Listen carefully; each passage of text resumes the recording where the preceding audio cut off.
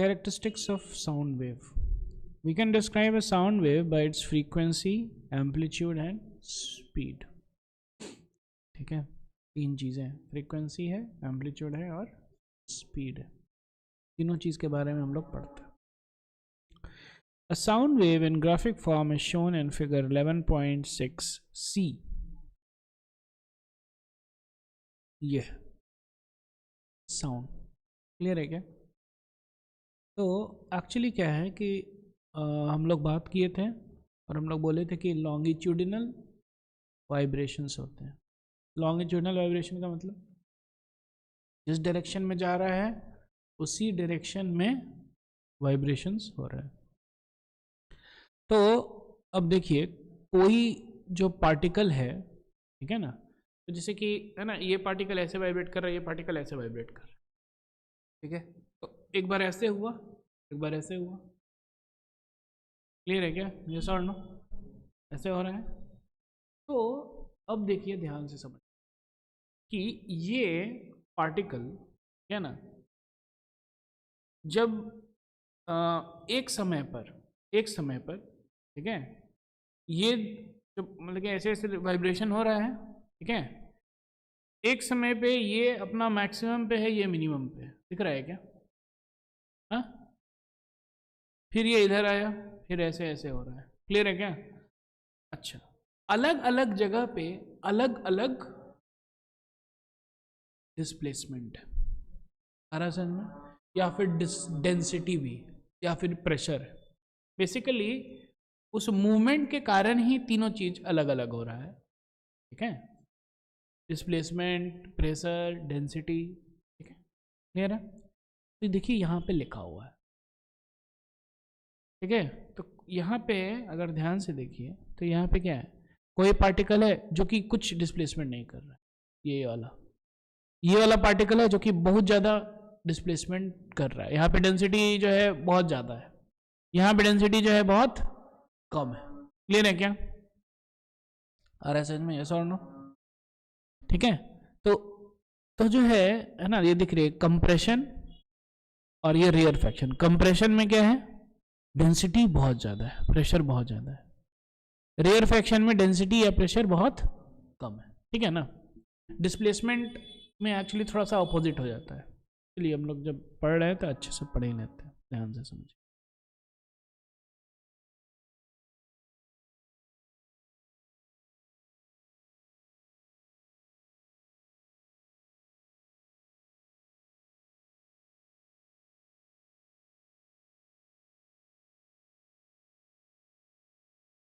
ठीक है,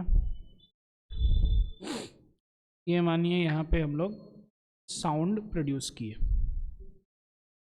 ठीक है। एक आदमी है ना, वो कुछ बोला, क्लियर है क्या? और यहाँ पे जो है दूसरे आदमी का भैया कान है, ठीक है, ये सुना। तो अब क्या होता है, ध्यान से समझिएगा कि पार्टिकल्स जो है कैसे वाइब्रेट कर रहे हैं, लॉन्गिट्यूडनली, क्लियर है क्या? है ना, ऐसे, फिर ऐसे, फिर ऐसे, फिर ऐसे, ऐसे करके वाइब्रेशंस। कोई दिक्कत, कोई टेंशन? ठीक है। अब देखिए ध्यान से, ये वाला पार्टिकल, ठीक है, ये वाला पार्टिकल जो है थोड़ा सा इधर गया, ये वाला पार्टिकल जो है उतना थोड़ा सा कम गया, ये वाला पार्टिकल यहीं रह गया, ये वाला पार्टिकल थोड़ा सा इधर गया, ये वाला पार्टिकल थोड़ा सा ज़्यादा इधर गया, क्लियर है क्या? अरे समझ में? हाँ, उसके बाद फिर ये वाला पार्टिकल थोड़ा सा कम गया, ये वाला पार्टिकल वहीं रह गया, ये वाला पार्टिकल थोड़ा सा इधर गया, ये थोड़ा सा ज़्यादा गया, ये थोड़ा सा कम गया, ये वहीं रह गया। ऐसे हो रहा है वाइब्रेशन। अरे समझ में? यस और नो? ठीक है।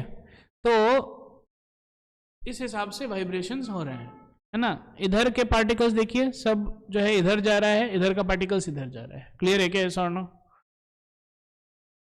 कोई दिक्कत, कोई टेंशन नहीं, ठीक है। अब देखिए ध्यान से, ये वाला जो पॉइंट है, इस पॉइंट का डिस्प्लेसमेंट 0 है,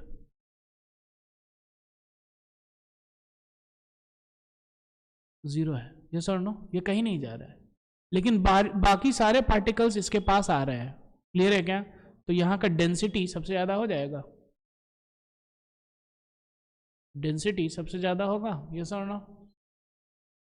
तो हम लोग लिख सकते हैं डेंसिटी यहाँ पे मैक्सिमम होगा, इसी को हम लोग बोलते हैं क्या? यस और no.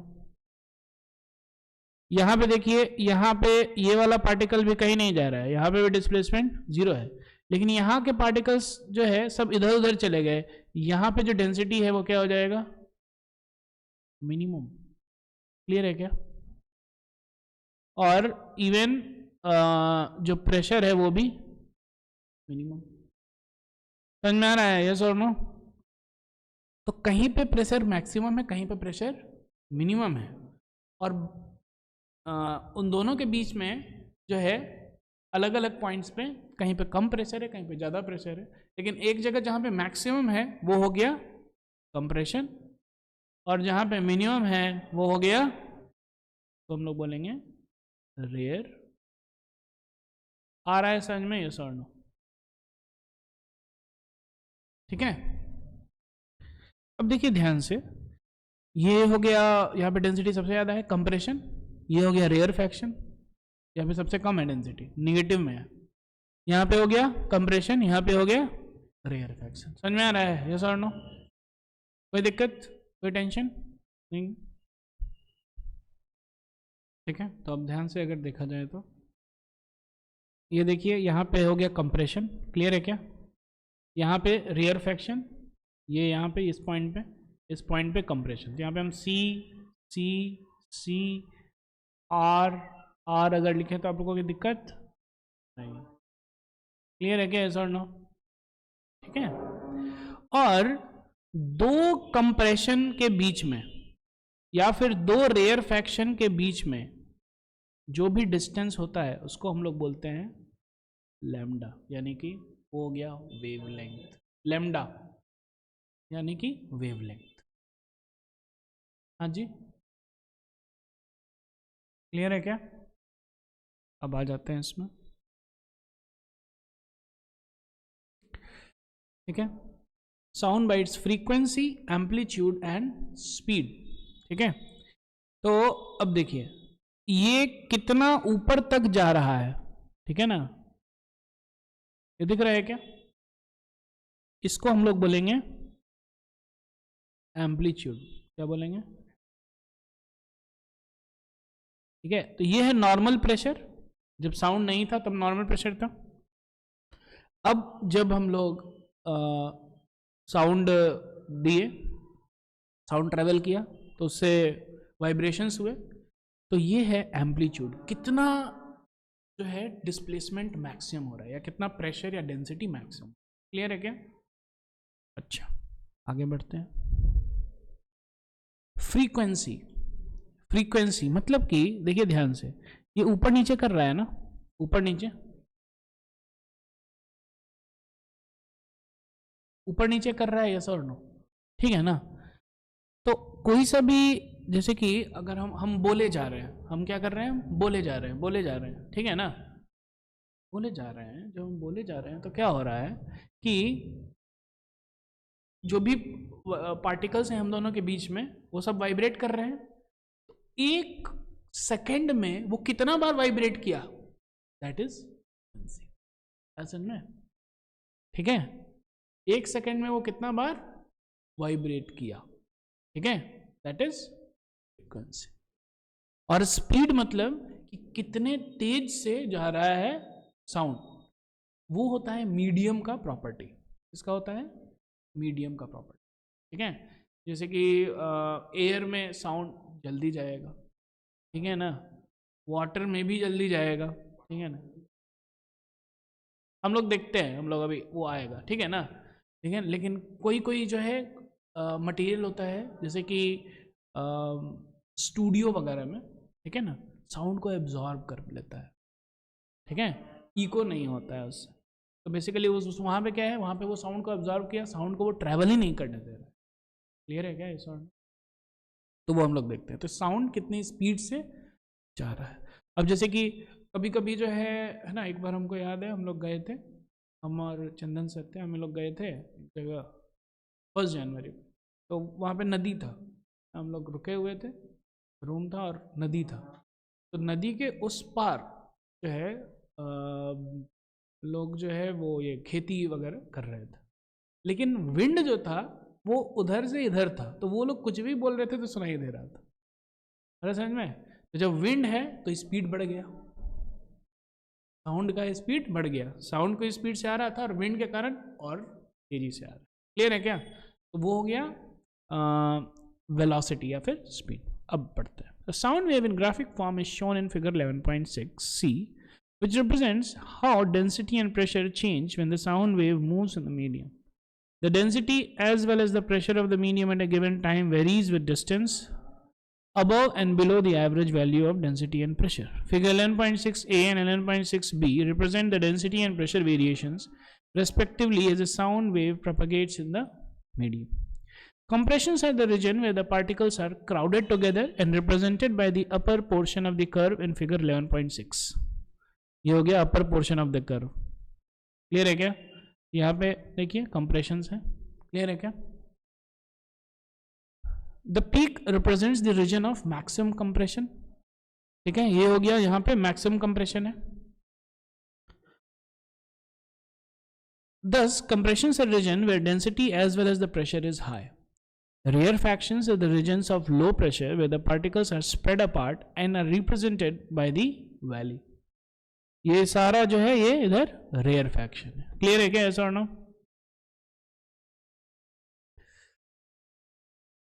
That is the lower portion of the curve in figure 11.6c. A peak is called the crest and a valley is called the trough of a wave. ऊपर वाले को crest कहते हैं, नीचे वाले को valley को trough कहते हैं. The distance between two consecutive compressions or two consecutive rarefactions is called the wavelength, as shown in figure 11.6c. ठीक है, ये देखिए, ये दोनों कंप्रेशन के बीच में जो डिस्टेंस है उसको क्या बोलेंगे? लैम्डा, यानी कि wavelength.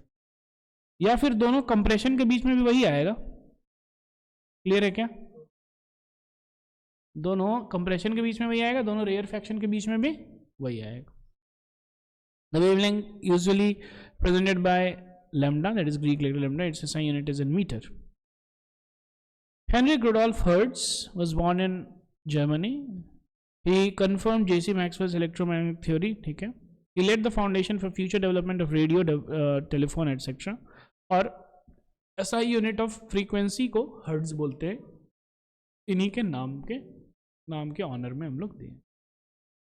Frequency tells us how frequently an event occurs. ठीक है. Suppose you are beating a drum. How many times you are beating the drum in unit time? एक सेकंड में अगर आप 4 बार बजा रहे हैं तो कितना हो गया फ्रीक्वेंसी? 4 times per second. आ गया समझ में? अब मानिए आप 2 सेकंड में एक बार बजा रहे हैं, ठीक है ना, तो हो गया 1/2 बीट पर सेकंड. आ रहा है समझ में? We know that when sound is propagated through a medium, the density of medium oscillates between maximum value and minimum value. ऐसे ऐसे oscillate करता है. The change in density from the maximum value to the minimum value, then again to the maximum value, makes one complete oscillation. ये यहां से लेकर के यहां तक ये हो गया एक complete oscillation. Clear है क्या? The number of such oscillations per unit time is the frequency of the. Clear है क्या? If we can count the number of the compressions or rarefactions that cross us per unit time, we will get the frequency of the sound wave. It is usually represented by nu. ठीक है, nu होता है. Its SI unit is hertz. कोई दिक्कत? The time taken by the two consecutive compressions or rarefactions to cross a fixed point is called the time period of the wave. ठीक है. अब देखिए ध्यान से, ये समझ में आ गया? यहां तक समझ में आया कि नहीं आया? अब टाइम पीरियड क्या है? okay. टाइम पीरियड होता है, देखिए, जैसे कि अगर हम बोले कि हम लोग जो है क्या कर रहे हैं, ड्रम बजा रहे हैं, ठीक है. 1 सेकंड में हम लोग इन 1 सेकंड में 2 बार बजा रहे हैं, यस और नो? तो इसका फ्रीक्वेंसी हो गया 2। 1 सेकेंड में हम 2 बार बजा रहे हैं ना, तो 2 बीट्स पर सेकेंड। क्लियर है क्या? या फिर इसको हम लोग बोल सकते हैं 2 हर्ट्ज, यस और नो? और इसका टाइम पीरियड क्या हो जाएगा, मतलब कि 1 सेकेंड में 2 बार बजा रहे हैं, तो 1 बजाने में कितना टाइम लगेगा? 1 सेकेंड में 2 बार बजा रहे हैं, तो 1 बजाने में 1 सेकेंड में 2 बार बज रहा है, तो 1 बजाने में कितना लगेगा?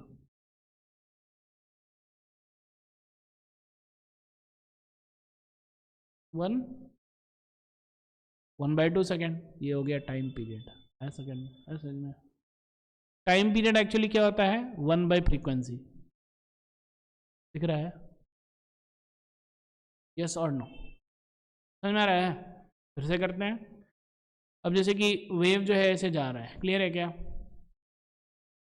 ठीक है, चलिए बहुत अच्छे। ये जो है वेव जो जा रहा है ना, कितना बार ऑसिलेट कर रहा है? लेट अस से कि 1 सेकेंड में 10 बार किया ऑसिलेट। कितना? 10 ऑसिलेशंस। तो इसका फ्रीक्वेंसी हो जाएगा 10। क्लियर है क्या? 10 हर्ट्ज, यस और नो? टाइम पीरियड इसका क्या हो जाएगा? एक ऑसिलेशन में कितना टाइम पीरियड लग रहा है? कितना टाइम लग रहा है? 10 सेकेंड लग रहा है। 1 सेकेंड में 10 ऑसिलेशन हुआ, तो एक ऑसिलेशन में कितना टाइम लगेगा? 1/10 which is equal to 0.1 second. आया समझ में? यस और no? The time period is actually 1 by, yes or no? ठीक है, so we can say that the time period for one complete oscillation is called time taken for one complete oscillation is called the time period of the sound wave. It is represented by the symbol T. Its SI unit is second. Frequency and time period are related as follows. दिख रहा है क्या? Nu equals 1 by T. A violin and flute may be both played at the same time in an orchestra. Both sounds travel through the same medium, that is air, and arrive at our ear at the same time. Both sounds travel at the same speed irrespective of the sound. But the sounds we receive are different. This is due to the different characteristics associated with the sound. Pitch is one of the characteristics. तो आगे बढ़ते हैं।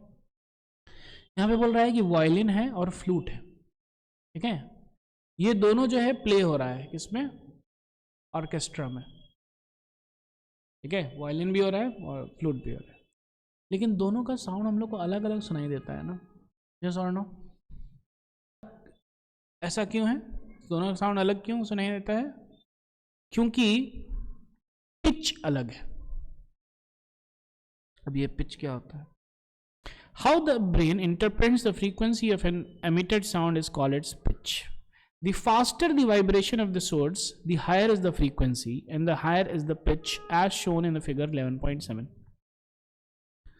ये देखिए, ठीक है? ये है लो पिच्ड वॉइस, क्या है ये? और ये है हाई पिच्ड वॉइस। क्लियर है क्या? इसका फ्रीक्वेंसी देखिए ज्यादा है, जल्दी जल्दी जल्दी वाइब्रेट हो रहा है। क्लियर है क्या?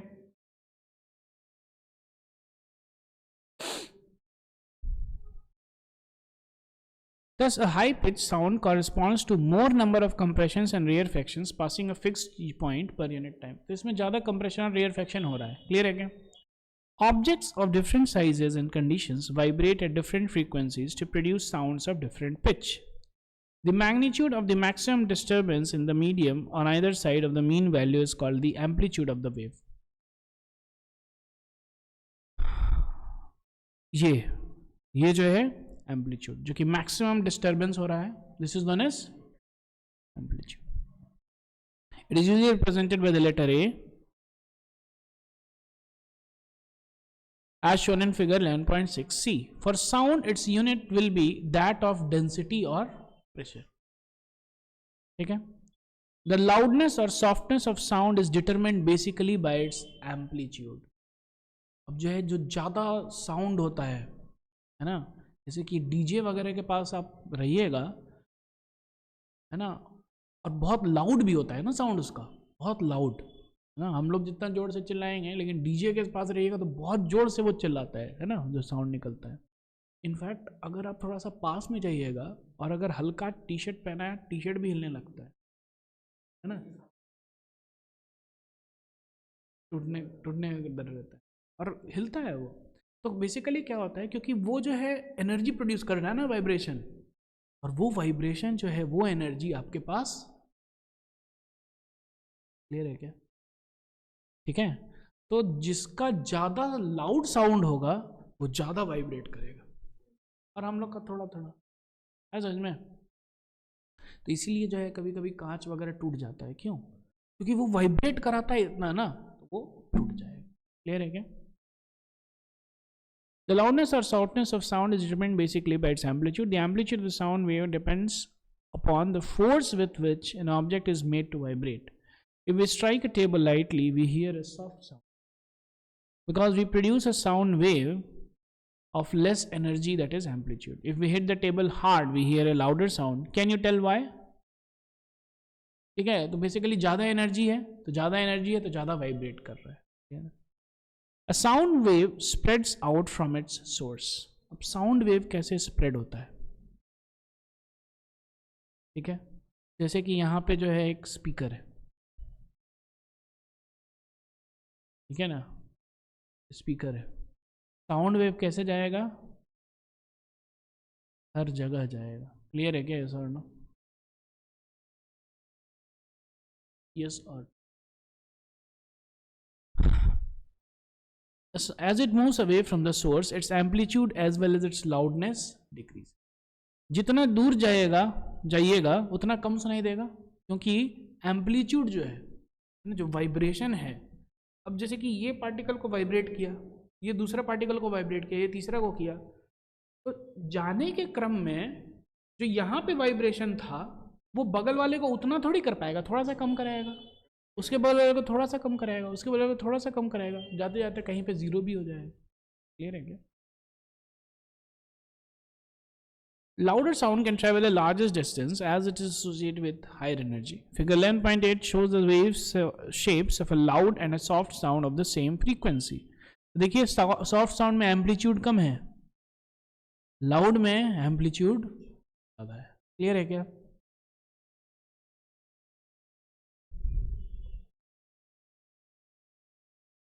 The quality or timbre of a sound is that characteristic which enables us to distinguish one sound from another having the same pitch and loudness. The sound which is more pleasant is said to be of rich quality. A sound of single frequency is called a tone. The sound which is produced due to a mixture of several frequencies is called a note and is pleasant to listen. Noise is unpleasant to the ear, music is pleasant to hear and is of rich quality. अब क्या होता है कि ये जो sound है ना, देखिए ये जो वेव डिस्टरबेंस है, ये जो वेव डिस्टरबेंस हो रहा है ना, तो ये बहुत स्मूथ है, दिख रहा है क्या?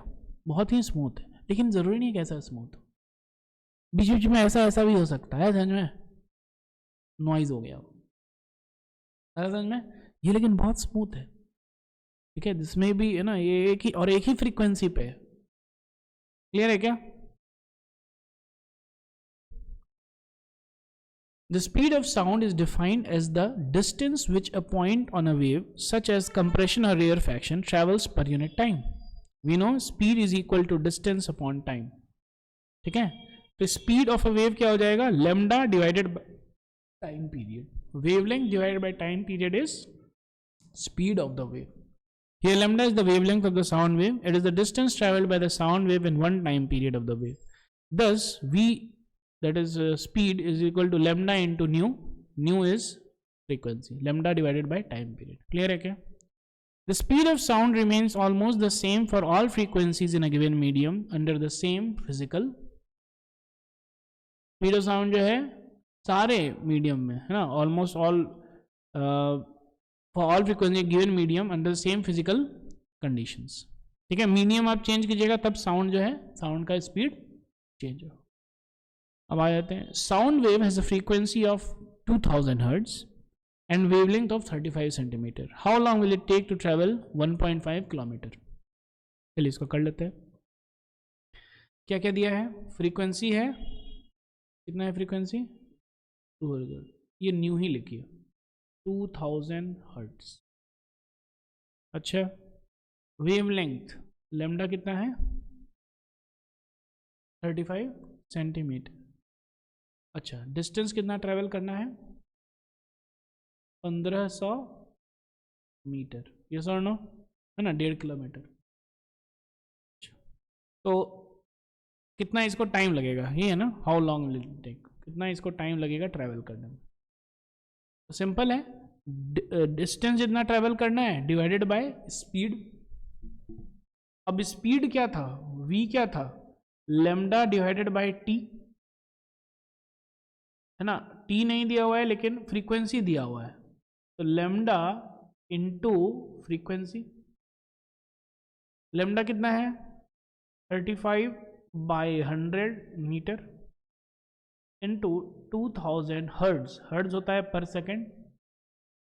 खत्म खत्म, कितना हो गया ये 700 मीटर पर सेकेंड। यस और नो, टाइम कितना लग जाएगा 1500 metre divided by 700 metre per second, 15/7 second. आ रहा है समझ में, दिख रहा है क्या, बहुत क्वेश्चंस देंगे, ठीक है।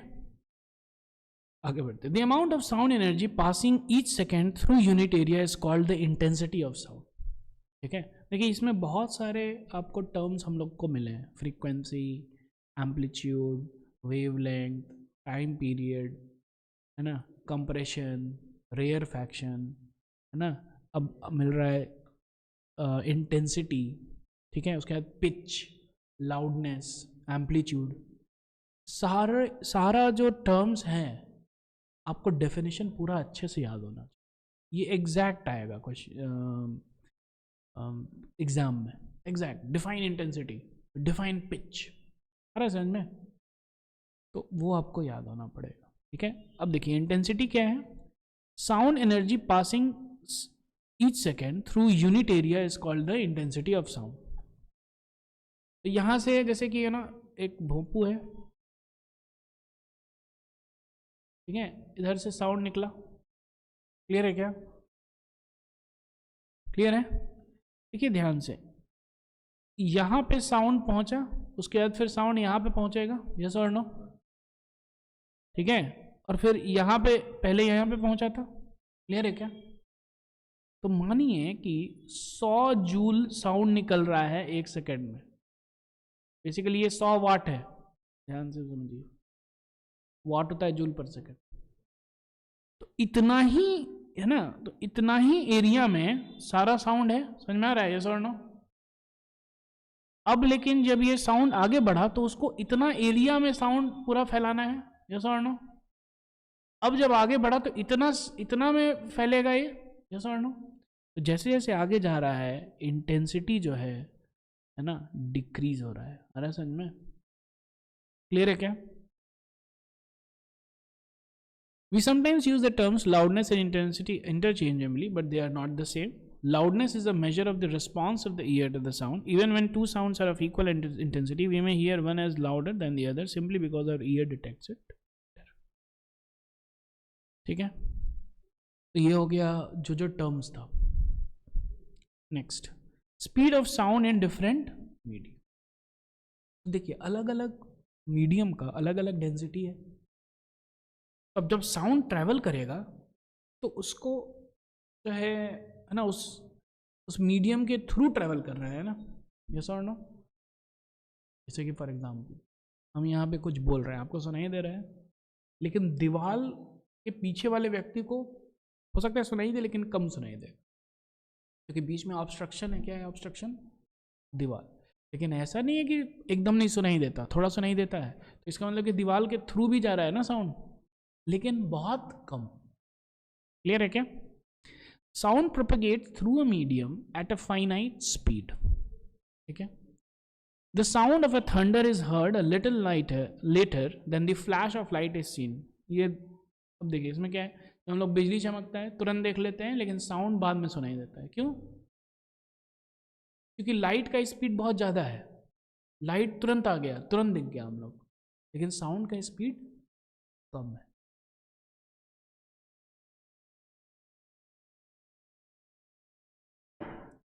ठीक है, क्लियर है क्या? So we can make out that sound travels with a speed which is much less than the speed of a light.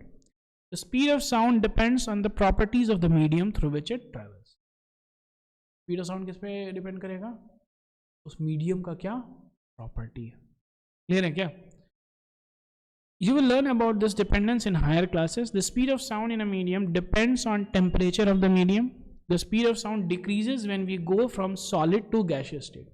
Solid में स्पीड ऑफ साउंड ज़्यादा होता है, गैसियस में स्पीड ऑफ साउंड कम होता है। मीडियम, मीडियम का मतलब क्या है कि मीडियम का प्रॉपर्टी पे डिपेंड करता है बेसिकली। अब जैसे कि सॉलिड मीडियम है तो उसमें किस प्रकार से जो है मॉलिक्यूल्स बाउंड है, इंटरमॉलिक्यूलर फोर्सेस कैसा है, इंटरमॉलिक्यूलर अट्रैक्शन कैसा है, इंटरमॉलिक्यूलर स्पेस कैसा है। सॉलिड में अलग होगा, लिक्विड में अलग होगा, गैस में अलग, तो उसका प्रॉपर्टी हो गया ना। In any medium as we increase the temperature the speed of sound increases. किसी मीडियम में अगर हम लोग टेम्परेचर इंक्रीज करेंगे तो स्पीड ऑफ साउंड इंक्रीज करेगा। For example the speed of sound in air is 331 metre per second at 0 degree and 344 at 22 degree centigrade. The speed of sound at particular temperature is mention. याद करने का जरूरत नहीं है, लेकिन एक बार देख लीजिए। क्लियर है क्या? हम लोग नेक्स्ट क्लास में पढ़ेंगे इको। ठीक है, कल ही पढ़ेंगे इको।